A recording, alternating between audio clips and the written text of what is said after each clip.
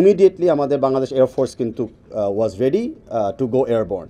তো আসলে সিচুয়েশনটাকে আমরা আগে বিবেচনা করতে একটু মানে চ্যালেঞ্জটা প্রথমে মিট করেছিলাম। আর আমার প্রথম কলটা উইথ দ্য রিকোয়েস্ট কিন্তু যায় টু আমাদের PSO armed force division lieutenant general Kamrul Hasan সাহেবকে। তো এই জায়গার থেকে বেসিক্যালি সব ফিল্ট্রেশনগুলো শুরু হলো। আপনারা জানেন যে এরকম একটা সময় সবচেয়ে ইম্পর্ট্যান্ট টাস্ক অ্যান্ড চ্যালেঞ্জটা হলো আসল তথ্য এবং ফেক তথ্য কি মানে সেপারেট করা।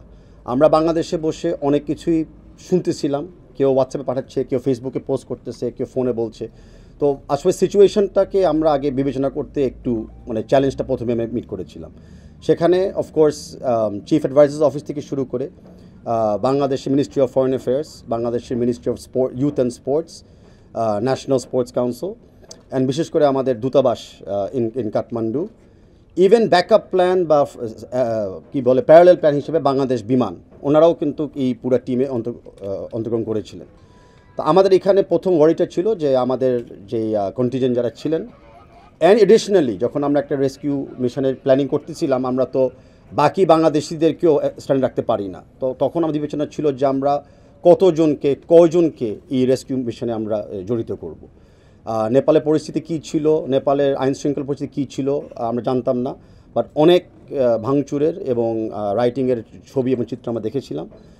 আমরা শুনেছিলাম যে হোটেলের পাশের দুটো প্লট পরে একটা বিল্ডিংয়ে আগুন লাগিয়ে দেওয়া হয়েছিল। তো আমাদের প্রথম জায়গাটা ছিল যে আমরা অল্টারনেট সেফটি লোকেশনকে নিয়োগ করা। তো ইতিমুহূর্তে আমরা কিন্তু মানে দুটো অল্টারনেট লোকেশন আমরা রেডি করে ফেলেছিলাম, ইন কেস যদি আমাদের টিমকে ভ্যাকুয়েট করতে হয় আমাদের সেকেন্ড এবং থার্ড অপশনসও রেডি ছিল। থার্ড ছিল যে ইমিডিয়েটলি আমাদের বাংলাদেশ এয়ারফোর্স কিন্তু was ready to go airborne. কিন্তু বাংলাদেশ এয়ারফোর্স তো আর মানে ডিসিশন দিতে পারে না। তো আমাদের ডিপ্লোম্যাটিক চ্যানেলে যখন আমাদের এয়ার স্পেসগুলো খুলে দিয়েছে, নেপালে যখন সিভিল অথরিটি নেপাল যখন এয়ারপোর্টটাকে সেফ ল্যান্ডিংয়ের জন্য ঠিক করতে পেরেছে, এবং ওয়েদার পারমিটিং যেটা আমাদের সবারই হাতের বাইরে, এই তিনটা কোঅর্ডিনেশন করার পরে আমাদের বাংলাদেশ এয়ারফোর্স কিন্তু এয়ারবর্ন হয়েছিল। অ্যান্ড খুব অল্প সময় আমাদের প্লেয়ারদেরকে এবং মিডিয়া অফিসারদেরকে কিন্তু ফেরত নিয়ে এসেছিলো। আর লক্ষ্য করতে চাই যে এই সময় আপনারা দেখবেন যে আমরা কিন্তু আমাদের যে টিম যাকে আমরা বলি, আমাদের রেস্কিউ স্ট্যান্ডার্ড টিমের ভিতরে আমরা কিন্তু মিডিয়া ভাই বোনদেরকে ইনক্লুড করেছিলাম। তো আমরা মনে করি আমরা এক পরিবার। আর আমাদের টিম জাস্ট ডন মিন যে 11টা বা 23টা প্লেয়ার, আমাদের টিম মিনস যারা যারা এই জায়গায় জড়িত আছে। বিকজ আমাদের স্পোর্টস মন মানসিকতা আছে, আমরা বাংলাদেশেও কিন্তু গভর্নমেন্ট এবং বাংলাদেশ ফুটবল ফেডারেশন যে নামগুলি আমি বললাম, আমরা একত্রিত কাজ করতে পেরেছি। আমরা প্রায় 24 আওয়ার্স কিন্তু কোনো না কোনো যোগাযোগে ছিলাম, ডাবল ট্রিপল অ্যান্ড কোয়াড্রুপল প্ল্যানিংয়ে আমরা ছিলাম। অ্যাট দ্য সেম টাইম সার্বক্ষণিকভাবে আমাদের চিফ অ্যাডভাইজারের সাথে আমাদের বাংলাদেশের chief of army staff general Waker এবং আমাদের বাংলাদেশের চিফ অফ এয়ারফোর্স, ওনারাও কিন্তু মানে ডাইরেক্ট রেসপন্সিবিলিটি নিয়ে মনিটরিং করতেছিল এবং আমাদেরকে অনেক গাইডেন্সও দিচ্ছিল। বাট গড উইলিং, আল্লাহ শুকর, আমরা সবাই এই মিশনটা সাকসেসফুল করে এসেছি। আর আমরা প্রমাণ করে দিয়েছি যে বাংলাদেশ ফুটবল ফেডারেশন আমাদের প্লেয়ারদের অতি দায়িত্বশীল। আর আমি মনে করি আমাদের বাংলাদেশ এয়ারফোর্স বা বাংলাদেশ মিলিটারি আর্মি প্রমাণ করে দিয়েছে যে যে কোনো জায়গায় যে কোনো সময় কোনো বাংলাদেশি যদি স্ট্যান্ডার্ড অবস্থায় থাকে, ওয়েদার ইট বি কোনো একটা পলিটিক্যাল কারণে হোক, ন্যাচারাল ডিজাস্টার কারণে হোক বা কোনো কারণে হোক, ওনারা ইমিডিয়েট প্রস্তুত আছে যে কোনো মুহূর্ত মোকাবেলা করার জন্য।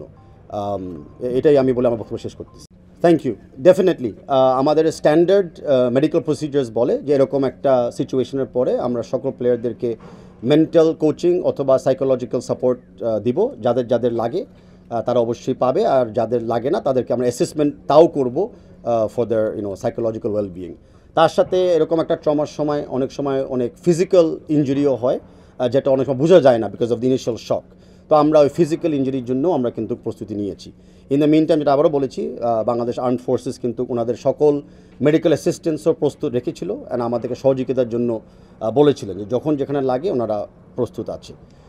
এই টাইমে আমি বলি যে আমাদের, আপনারা জানেন যে আমাদের ওয়েবসাইটের মাধ্যমে আমরা নিয়মিত বাংলা সিটিজেনকে ইনফরমেশন দিয়েছিল আমরা কী করতেছি না করতেছি। তার পিছনে একটা বড় অবদান ছিল আইএসপিআরের, যারা এগেন আমি বললাম যে আসল তথ্যটাকে খুঁজে এবং প্রস্তুতি তথ্যটাকে সবসময় আমাদেরকে ইনফর্ম করেছিল এবং মিডিয়ার মাধ্যমে সবাইকে ইনফর্ম করেছিল। আর আরেকটা গ্রুপ যারা আই উড সে সবচেয়ে বেশি ভূমিকা রেখেছিল সেটা ছিল আমাদের যারা আজকে যারা পাইলট ছিলেন, যে এয়ারক্রাফটটাকে সেফলি নিয়ে আবার সেফলি রিটার্ন করেছিলেন, তাদেরকে আমি ধন্যবাদ জানাতে চাচ্ছি আপনাদের মাধ্যমে, আমার এই বক্তব্যের মাধ্যমে।